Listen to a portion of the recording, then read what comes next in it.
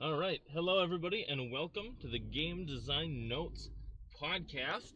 I have about a half an hour drive to work this morning, so let's talk game design. Today I am going to do a little bit of a review of the ICRPG game, kind of core rulebook by Runehammer Games. And I have recorded this video about 4 times now, because I keep having issues with my audio equipment and trying to get all of the noise out of the background. So hopefully, I think I've got it about there, but bear with me. Alright, so ICRPG, or Index Card RPG, like I said, by Runehammer Games. One guy, Hank, and it is a very streamlined and, I would say simplified version of D&D, but there is a lot of ability to really modify this and actually make your own content for it, which is kind of what the core book is almost actually about. So I'm just going to jump in from character creation, since that's where most people are kind of going to start, and then as we get to different mechanics of the game, we'll just talk about it from there. So character creation, your players are going to have your normal 6 stats: strength, dexterity, constitution, intelligence, wisdom, and charisma. And they also have an armor stat, an armor class. And they also have 4 effort stats. That's basic, weapons, magic, and ultimate. And we'll get into those in a little bit. And so for character creation, you just get, your stats are essentially just your modifiers. So you don't roll for like 4d6, drop the lowest, or 3d6. You straight up just apply the modifiers. So you get 6 points that you get to distribute amongst all of these different stats, essentially. So if you wanted a +6 to dexterity, you could do that.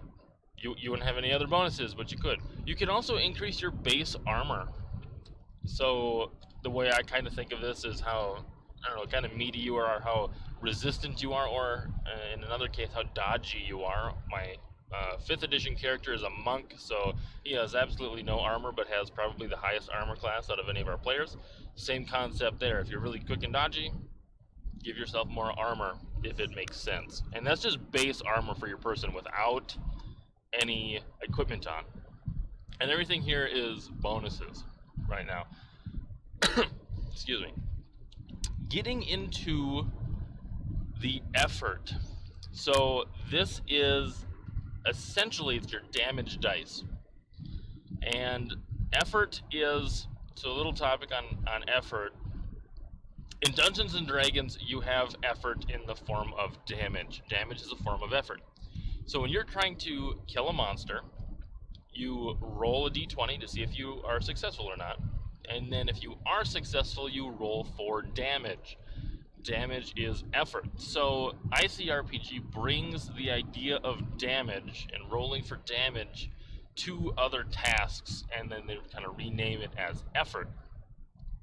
So if you want to bust open a chest, say you want to pick the lock on it, that's dexterity. You roll for dexterity, and then if all you really have is your hands, you're doing basic effort. Hands or mind, that's basic effort. It's a d4. If you're using a tool or a weapon, say like a lockpick kit, or you're trying to smash it open with a sword or something, it's a d6. If you have a spell or some kind of magical effect, that uses the magical effort, which is a d8. And then ultimate is the version of whenever you roll a critical, you add ultimate to your roll, which means you roll a d12 and add its applicable modifiers plus whatever you were doing. So if you're trying to smash a chest open with your sword, it's a strength check, and then it's a d6, and if you rolled a 20, it is a it's your D6 plus your ultimate, which is a D12, and then also plus any effort bonuses that you have. So you can add bonuses to your weapon damage, just straight up. And actually, I think humans, as a race, get +1 to weapon damage as one of their starting statistics. So any weapon they have does add 1 extra effort. So this is where things kind of get interesting, because before you know in D&D you can't really you don't have a stat that increases how much necessarily damage you do. Aside from, I guess, your strength and dexterity modifiers are added to your damage, and that is not the case in ICRPG. It's your stats are added for your roll to hit, and then your effort bonuses are added to the effort done. And so, kind of thinking about that, basic is a D4, weapons are a D6, magic is a D8. If it's a magical weapon, it's a D8. So think about it like that. And then, obviously, ultimate, the crit, is the D12. So that's effort. So you get 6 points that you get to distribute amongst these different stats, and you mark those down on your little simple character sheet, and then you move on. So there is not starting lists, or starting for your classes. There are classes. They're not quite D&D classes. There are some that are similar, but they're also different at the same time, and it'd be actually very easy to create a custom class. So you've set up your stats, and then you can go and you can pick equipment. You get 3 pieces of equipment to start out. So it's like a pouch of 50 coin, or a rope and a hook, or some tool, or an instrument, or whatever. There's a starting list of a bunch of stuff. You pick 3 of those, and then you also get 1 starter loot thing, which are usually stat increase items. So like an armor kit increases your armor by 1, a weapon kit increases your weapon damage by 2. You can get like the book of secrets, which is an intelligence +1. Or I think there's a firestone, which gives you magical effort +1. So there's things like that where they're pretty much just a boost to one of your stats, an extra boost. You pick one of those, and you get to pick up to 3 weapons, which kind of seems like a lot, but actually when you look at D&D, it's like, okay, I got a crossbow, and I got 2 short swords, and any simple throwing weapon. And, you get to pick 3. So like for an archer, dagger and short bow or long bow are usually recommended, or it's usually good to have at least a dagger on you, just regardless, and then possibly a ranged weapon, and possibly a melee weapon, or 2 melee weapons, or whatever. The archer that I made just took a short bow and a dagger, because I didn't really think that they needed to carry anything else. And now now that you're picking weapons, now we can kind of get into weapon takes, because as I said before, weapon damage is a D6, and you might be thinking, well, that's a little weird. All weapons are a D6. You're going to tell me that a dagger does the same damage as a battle axe? I don't think so. But in ICRPG, it actually makes a lot of sense. So everything is, it's kind of simplified, but ICRPG adds weapon tags. And I guess D&D has weapon tags as well. But ICRPG really kind of tries to use them. I don't know, not necessarily use them more, but let's just talk about them. I really like the idea. So your dagger might be fast, concealed, piercing, thrown. I think that is what it is in the book. And your battle axe might be heavy or bulky and bladed, or something like that. And so your damage is the same, but you get different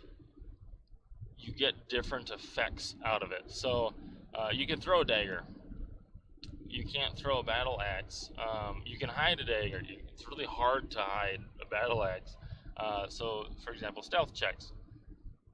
You want to go in and say, okay, I hide my dagger on my person, and somebody's trying to search you, look for it. It's an easy stealth check because it's a dagger. It's concealable, has that tag.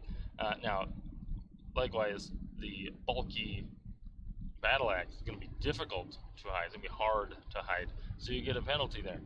But you might get penalties in different situations. So bladed is going to be much better at cutting through rope and wood and structural items. So if you're ever attacking like a rope or trying to cut something down, essentially, you're gonna do that a lot better. It's gonna be easy with a battle axe versus a dagger that's piercing.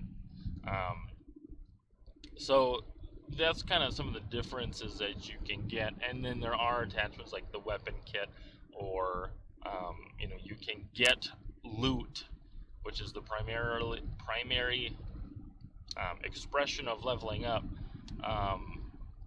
that increases a specific weapon's damage, or you might find a certain weapon that it's I'm thinking of the Goblin Slayer, and I can't think of the real names in the Lord of the Rings swords.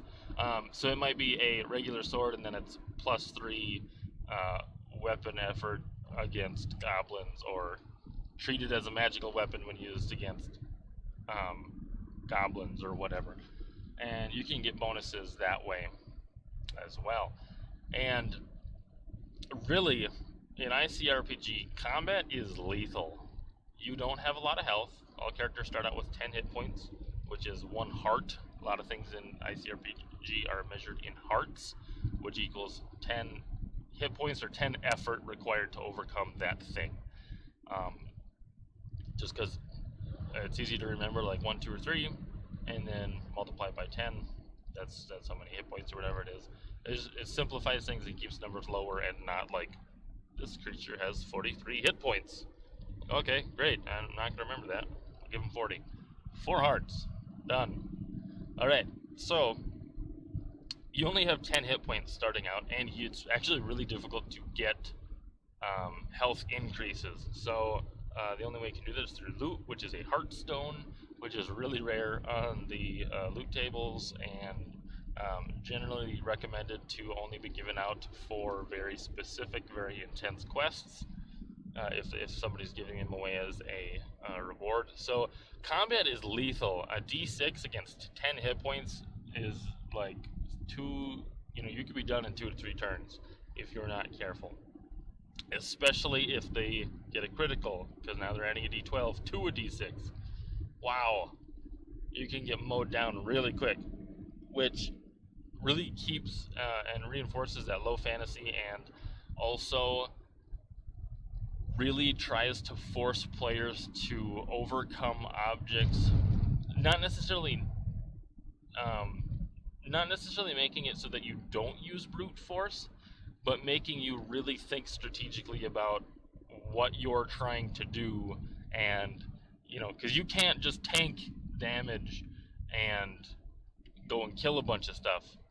Even a group of goblins is going to be deadly to you if you're not careful. I ran a little scenario just on my own against 3 goblins with an archer, and the goblins took me out actually very quickly. So part of that was because they just didn't have other people helping. But man, you can go down in a hurry if you're not careful. So let's see. That was weapon tags. That was hearts. We talked about effort. You're getting your gear. You're picking your class. So, like I said, there are classes in ICRPG, but they're just kind of flavorful. And what ends up happening is when you pick a class, you get a starter piece of loot. So, for example, the archer gives you a speed quiver, which says whenever you hit with a 15 or whenever your attack roll is a 15 or higher, you get to attack again. So you instantly get multiple attacks right off the get-go, which is awesome. And there's a starter there's a recommended gear list that'll say, hey, here's what we recommend for weapons, here's what we recommend for your starting gear, and then there's a milestone rewards table for each of the classes. And so these are special loot items that don't really show up in any of the other loot tables that can be granted essentially as a level up reward. So your DM might say, okay, I think it's time for everyone to get a milestone reward. Take the first one off your list, or maybe roll and see which one you get, or pick it. Maybe it doesn't matter. Maybe you can pick it. Some of them are better than others. So I think I would maybe have players roll, or I would say, okay, get your first time you level up, you get the first one. Second time you level up, you get the second one. Third time you level up, you get the third one. Because they're kind of listed in a rarity level. At least it seems like the ones that I saw, 20 magical ammo or a bow that just shoots magical arrows and doesn't require ammo. I mean, seems like that one, one of those is better than the other one. Seems like. Could be wrong. But that's kind of how I would do it. I would just do a progression, first one, second one, third one. And so these are, they're spells for like the mages, or they're just different equipment for the other classes. So, and everything is loot. There's not really, it's not feats or anything, but with loot, you get the ability to do different things. So you might have a special whip or something, and I'm just making this up off the top of my head. You might have a special whip that you get that lets you grapple an opponent if you hit them with a 15 or higher. Something like that. So the abilities come in the form of loot. There's a sci-fi setting called Warp Shell that's included, and they have, you can get, you're thinking blaster rifles, guns, energy swords, whatever. Now you can start thinking in terms of, well, weapon attachments. I can put a targeting scope on my rifle, and now that targeting scope maybe says you can use your action to zero in on a target. Your next attack against the target is easy and adds ultimate to the damage roll. Something like that. So you get this like ability to aim, and it's kind of like a feat, something that you can do instead of attacking or instead of doing whatever your regular actions are,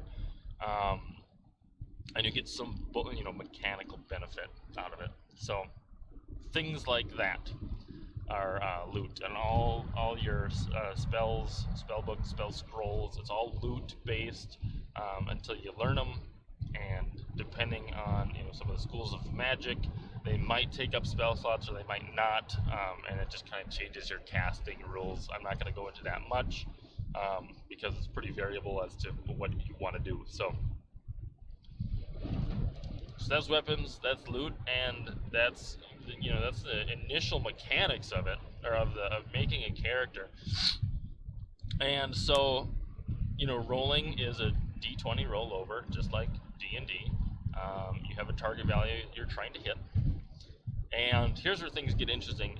He has consistently talked about on his YouTube channel a single difficulty class for a room or encounter. So a room DC is what he calls it, and everything in that room is a single target number. So it might be 12. So early, your first encounter might be a 12, your second encounter might be a 13 or a 14, and then your final encounter might be like a 15. Getting up 16, 17, that's getting pretty high to have everything be that difficult. So kind of a more gradual increase, but that is the target number for everything. If you need to make a saving throw, it's against the target. If you want to attack a monster, it's against the target. If a monster wants to attack another monster, it's against the target. If the monster wants to has to make a save, it's against the target. If you want to climb a rope or break open a chest, it's against the target. The target, the target, the target. And what that does is make it really simple for you as the DM, because you can just excuse me, you can just put the target out, and what he recommends, or what he has, is a big red plastic D20, and he just sets it on the table, and he sets it to whatever the target is. Okay, that's the target. And it makes it so that the players don't have to guess when you're, and I've kind of seen this in our D&D game, when you have you never know exactly what the difficulty class is, so then it just takes longer, and it's like, okay, did you hit? What'd you get? It's a 13? Nope, that doesn't hit. Okay, it's a hit. It's a 15? Nope, doesn't hit. It's like you don't know, and it doesn't necessarily add that much to the game to just not know what you're hitting against. And like he says, the changing the difficulty class of a specific task is really arbitrary, and the dice will be punishing enough. So even at a 12, that's like almost a 50% chance to hit or to succeed without bonuses. But the dice will mess your players up. They will fail, and they won't like it. And like the dice can be very cruel, even with low difficulties. And the other way to think about this is kind of an atmospheric situation. So the more stress the players are under, the more difficult it is going to be to do any given thing. If you're out in the woods and there are some, and there's nothing, DC of like 10 or 11 probably makes sense. You're not going to succeed at everything all the time, but you're going to be pretty successful. But if goblins are attacking you, yeah, that stress level of just everybody involved, even the goblins, they're fighting players, that's pretty stressful. Everything gets a little bit more difficult. And now you're fighting a lich in his underground cavern. Yep, that's going to be pretty stressful. So the difficulty of everything gets harder, and I think it makes sense, and it's just easier and it's faster because the players know. They're like, okay, I roll, I compare to the DC, the room DC, and I'm good. And they can just tell you, okay, yep, 13, I passed, and it just streamlines it and it plays really quickly. So you're going to burn through content a little faster, so keep note of that. The other thing with the target is easy and hard. The only bonuses you can get is easy or hard, which increases or decreases the target by 3. So if it's an easy check, you take whatever the target is minus 3, that's what you have to beat. If it's a 12 and it's easy, it's a 9. If it's a 12 and it's hard, it's a 15. Gotta beat a 15. So you do get a little bit of control there, and you really don't need more than that. If one of your monsters is super tough, and you don't want it to have the same armor class essentially as everybody else, just make it just say that it has really big armor, really tough armor, and it's hard to hit. There you go. It now has +3 to its armor class. Or make the goblins easy to hit or something. And I don't really think you need to do that, but you can if you want a little bit more control. And it makes things a little bit easier, and it makes that natural language of telling players what to roll a lot easier, right? Because it's like, okay, I'm shooting and this guy's shooting at me, but I'm in cover. Do I get any money for that? Okay, yeah. So the goblin has to make a hard attack roll to try and hit you because you're in cover. And it all just makes sense. You don't need like, okay, I got a +2 from being in cover, and then it's a disadvantage, and then he's on higher ground, so that's a +1 to his roll, and it's just, nope, it's just easy or hard or normal, and that's it, and that's all you have to worry about. And I do really like that that idea. And I did use I ran a one-shot for our D&D group a few weeks ago, and used the kind of single room DC. I didn't tell them, but I just used it for my own sanity because I had a number of characters running around, and it was just so much easier. The only time that a roll doesn't go against the target is when a monster attacks a player. They are attacking against the player's armor class. monsters just players get that added benefit of granularity, and monsters, they're just monsters. The endless horde, they don't deserve that kind of detail. Like we said, we can make it easier or hard if we need to change it, but that's how that works. Distance, one of the other kind of neat things that I like. Distance is all really narrative and uses the banana measuring system. So you basically have a couple different range bands. If you're familiar with like Star Wars RPG, by Fantasy Flight, you've got close range, which is melee combat, 5 feet. You can touch them. Near, which is here's where the banana comes into play. A banana's length away, or if you just take your hand and put, kind of make a fist and then stick your pinky and thumb out, that's about the size of a banana, and that's anything within that range is near. And then if you go anything farther than that is far. So those are kind of your range bands, and it just makes things really simple, right? Because you can just be like, okay, I don't have to worry about how many feet I can move. It's just I can move near on my turn and perform an action.